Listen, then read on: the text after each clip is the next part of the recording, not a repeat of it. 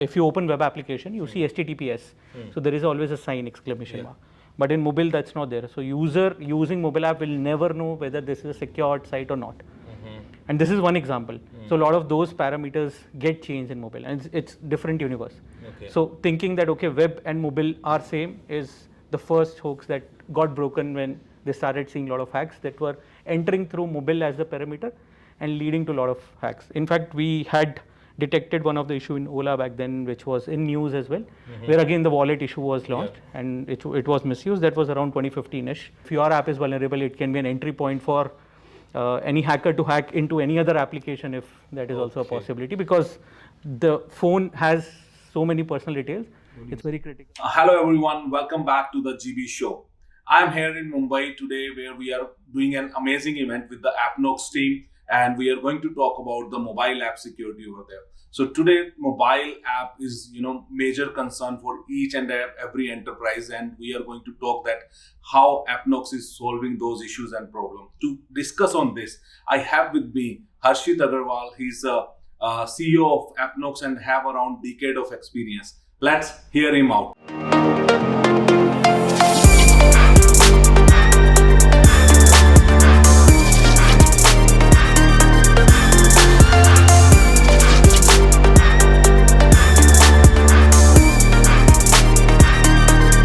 Hey, hi Harshit, welcome to the GB show. Hi Gaurav, pleasure to be here. Sure, pleasure is all mine. And thanks for coming all the way to Mumbai. And definitely, as I said, mobile application security is the core area which everyone is worried about today, right? And 10 years back, I think when you started Appnox, you thought about mobile security. So why that, and how it came to your mind, and what was the thought behind there's a lot of things in cybersecurity, but I want to focus on mobile, and that's 10 years ago. Yeah. So ideally we started in 2014. As you mentioned, it's almost 10 years. And back then there were a lot of mobile first and a lot of those things. If you remember, Flipkart came with mobile first marketing, like they only had mobile app. I think Myntra launched it first, then Flipkart followed. So a lot of companies were moving to mobile, and we could see that majority of Indian population, they were getting introduced to internet through mobile. So it was going to blast, and it was quite evident that mobile will be forefront of all the internet growth that we see in next decade to 2 decades, and we are in it. We are already 9 years down in it. We have seen not only in India but globally at a lot of countries, mobile has become primary place where a lot of people are getting introduced to anything. So we knew that cybersecurity will be a top concern for any company that's getting into it, and from there we started thinking around how we can tap the market of mobile app security. Back then, nobody was really talking about it. Now I think every enterprise, every company has got a team dedicated for mobile app security who is focused towards it. So we have seen that growth ourselves, and this was something which we were visualizing back then, and we got into it. That's where you have put the founding stone, and now you see everyone is on mobile. Every bank, wallet, UPIs, now even sabji wala bhi aajkal mobile leke they are selling. But what core vulnerabilities which you have observed, and how mobile security has become essential, which was back 10 years back and now, and how Appnox has evolved to cater the today's threat to the mobile? Yeah. So if I talk about 2014, so when we were interacting with any enterprise, we always used to explain them why mobile security is even important. They used to debate that okay, they are already doing a lot of vulnerability assessments on web app, and mobile is just a replica of web app. So they used to think that it's quite secure. Then enter 2015-16, we see a lot of hacks around mobile app. There were a lot of wallet issues, a lot of fintech, a lot of internet companies were launching their own wallet, and all of those were getting hacked, and they were seeing direct revenue loss. And that's where they started thinking that okay, there is a difference between what is there on web app versus mobile app, and the potential attack vector on mobile app is extremely high, like exponentially higher than what it can be on web app. Give me some more details. Yeah, for example, if you open web application, you see HTTPS. So there is always a sign exclamation mark. But in mobile, that's not there. So user using mobile app will never know whether this is a secured site or not. And this is one example. So a lot of those parameters get changed in mobile, and it's different universe. So thinking that okay, web and mobile are same is the first hoax that got broken when they started seeing a lot of hacks that were entering through mobile as the parameter and leading to a lot of hacks. In fact, we had detected one of the issue in Ola back then, which was in news as well, where again the wallet issue was launched and it was misused. That was around 2015ish. Yes. Not only Ola, we worked with a lot of fintech payment wallets back then, and we could detect issues in almost each of it because again the ideology was same, and it took us long time to explain and change that mindset. Where now, if you look at any bank, any fintech, the first thing they think is that okay, we need to secure a mobile app as well along with web app. Okay, and if I talk about today's mobile app, and if let's say Gaurav Batra wants to make a GB show mobile app or something, what are the threats I need to be worried about? What are the critical aspects? If I say top 4 or top 5 threats, what are all So I'll those? give you an example. So definitely, I think if you're talking about Gaurav Batra show or you're talking about CyberFrat or any of those places where there are a lot of courses, and these are ideally an asset for you, which you are creating, investing a lot of money in it, and you want people to pay, subscribe, and get access to this protected content. Now, if you are launching it in mobile app and anybody can bypass and get access to that content, now it's an asset for you that can be bypassed and get access to. This was similar issue that we had found in one of the LMS mobile app as well, which is ideally the biggest LMS in India for students and all. But similar issues are there. Then second is payment. If you're using payment gateway, possibility of bypassing it. Possibility of getting your users' details. So ideally, your users are CISOs or security professionals in bigger enterprises. Yes. Now these credentials are very critical for those orgs at least. So you have to make sure that you take proper care of those. Like I know my team, since we are in cybersecurity, a lot of team members are not fine with we sharing their phone number, email ID externally because this is their protected, personally identifiable information. Name, phone number, a lot of other information, which will be there in your app. So you have to make sure that you keep them secured. So all of these are some of the things that you need to take care of. Apart from that, definitely there are like variety of other issues that can happen. If your app is vulnerable, it can be an entry point for any hacker to hack into any other application if that is also a possibility, because the phone has so many personal details. It's very critical that fair enough. So now you said, okay, I want to develop an app.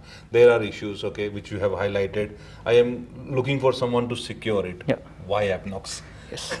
So I'll start with our credibility pointer, where I think we are listed as one of the best platform by Gartner in mobile security. The reason we are listed as one of the best because we have been used by a lot of enterprises who have been able to get value over longer period.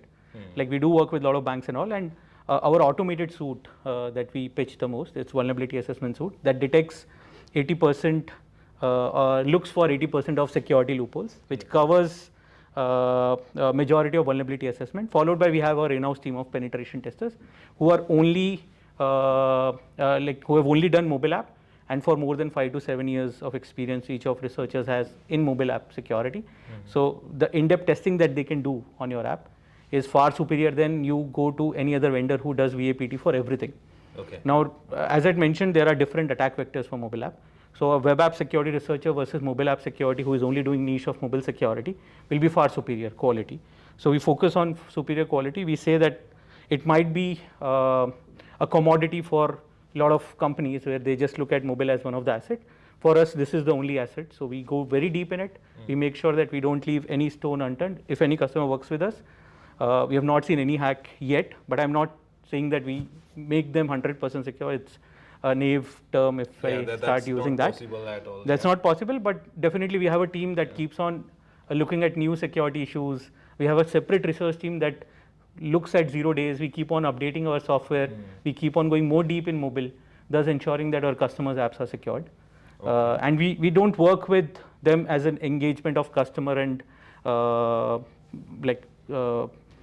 partner, but our idea is that we are an extended team for them.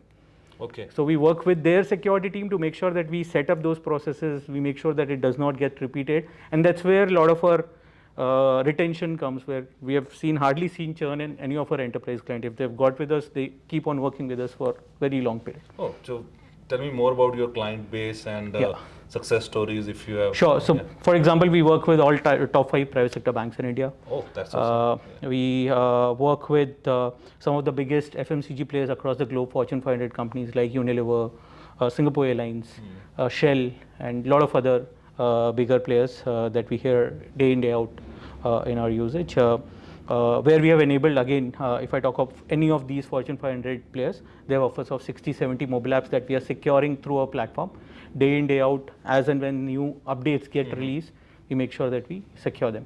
Okay, awesome. And any successful case study, because you mentioned Appnox, you are doing different than the vendor, but when you actually implemented it and you are proud of that, this, if that bank or that organization would have any other vendor, shouldn't have been possible, or you have done better than them, something, any story which you have in So mind? I definitely cannot name anyone, but if I talk about some of the case studies that are at top of my mind, we had just started working with one of the ride hailing company, and their app was hacked by a hacker where all user data was lost. Okay.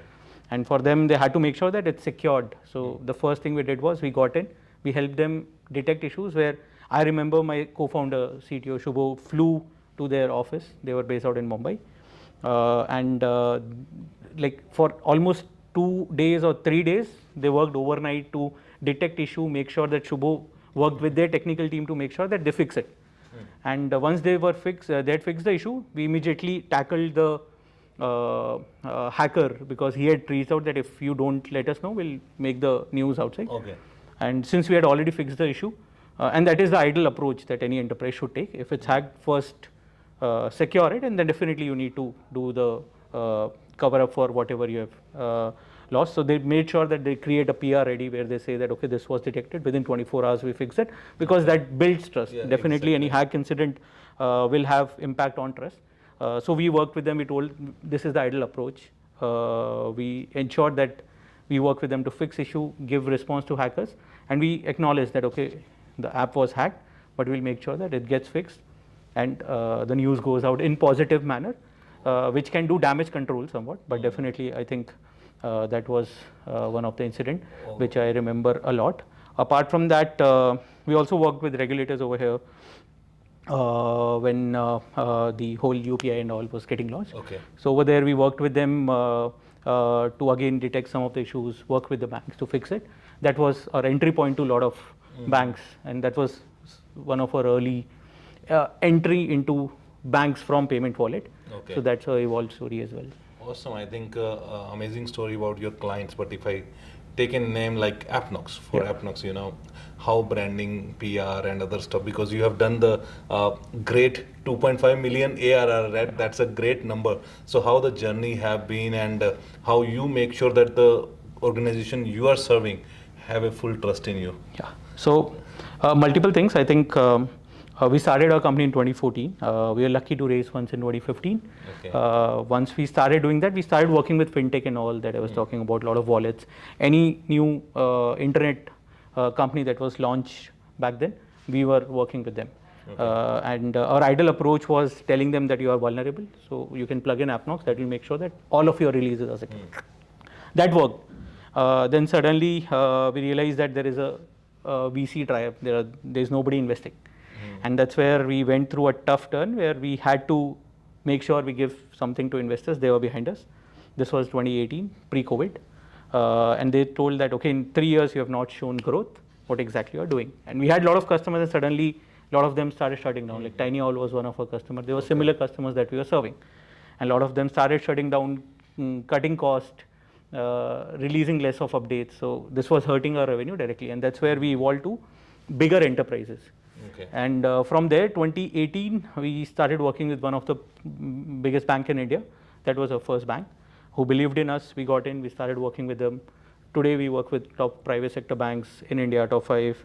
And not only that, we work in Middle East, we work in Qatar, Saudi, Dubai, again with banks, ministries, a lot of other players. So this has been an eventful journey where around 2018, we were almost on the verge of shutdown. We realized that this ICP does not work. We went to enterprises, and from there it's another story where we hustled. We made sure that we make this work, because we knew that this problem exists. It's just where it is more versus where it is. Okay. And do COVID added to your revenue and growth, because digital revolution came and most of the organizations started putting in mobile first apps and all? Yeah. So COVID definitely had some impact, but majority of it was on how we were selling. So pre-COVID, I remember I used to go for every big meeting. If it's like biggest FMCG, I used to fly to Europe. If it was biggest ONGC, I used to fly to Middle East. So this was all in person. With COVID, I think it all happened virtual. The growth happened. Definitely the mobile security bit got more acknowledgement. And CISOs had more budget. Because if you remember, in COVID, there were a lot of zero trust and a lot of other things coming up. And CISOs were the most worried folks around, where they knew that their attack vector is suddenly not only limited to their office, but around the world, wherever their team members are sitting. So they had to do a lot of enablement, increase budget, ensure that they are secured. And third is what you mentioned, where there was sudden digitalization in every company. Every company had a mobile app, because that was the only way they were able to communicate with the customer. So, and with that kicking in, security becomes very critical for them. So this must have been giving you a lot of stress as well, a lot of work increase. How you are managing that? I think it's good stress to have, because we as an entrepreneurs want more revenue. I think if that comes, we have good night sleep. Versus, I remember 2018, we were not able to sleep for months and months. So definitely with that, we had to grow our team. So growing team was biggest challenge in COVID, because we never met. In fact, till date, I have not met half of my team members. Okay. So whenever I travel to different cities or different countries, I try to meet them. But still, this is the new world we are into. Oh, yes, versus if you go back to 2019, pre-COVID, where everybody was in office working face-to-face, interacting with each other. So yep, that was another change. And Harshit, if I ask you, like, you're managing a big team. So for your team, how you manage them? What are your leadership mantra personally, if you like to add on something? So we have grown recently in last 1.5 2 years. The team size is substantial for us, and that has led us to make sure that as we grow, our core principle stays intact. So we have always been a team where whoever we hire are the owners. Like they drive whatever they do. So in leadership, definitely we started in 2015, and since then our team has grown substantially. In last 2 years, there has been even more aggressive growth, with more customers coming in, with more enterprise focus. We wanted to have more people who are able to drive things more professionally. So that led us to go with the thought process that whoever we hire is leader in whatever they are doing, or is owner, and they try to own whatever they do. Okay. And this is our mantra. So we give anybody a liberty to experiment, fail, re-implement, and turn it into success.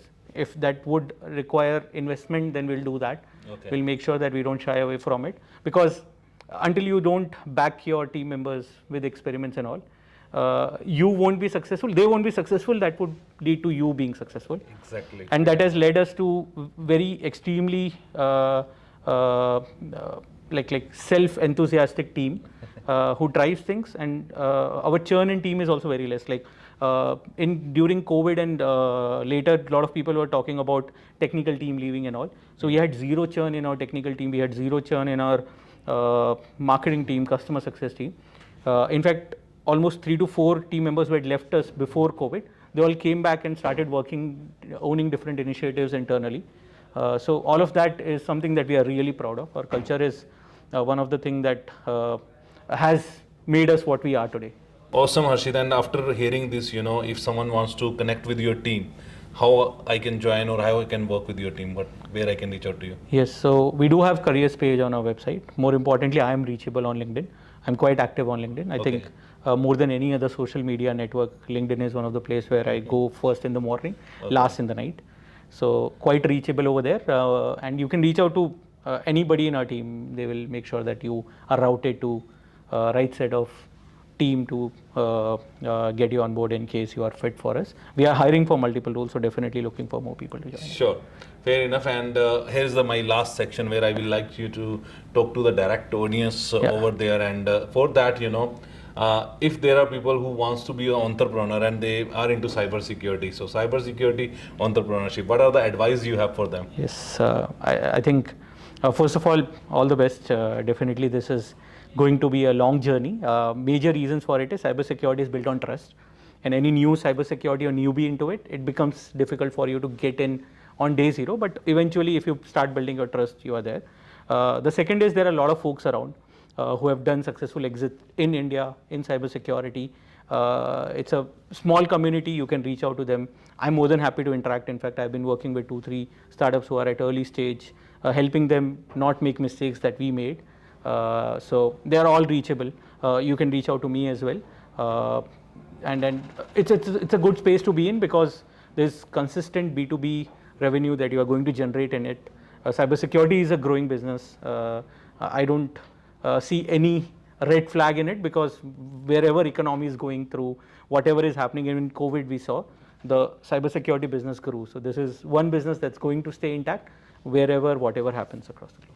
Awesome, Harshit. I think it was really nice talking to you. Thanks for being on the Gaurav show. And I have a small ritual which we call the GB show gift. Thanks a lot. Thank you. Gaurav. Thanks a lot for having me here.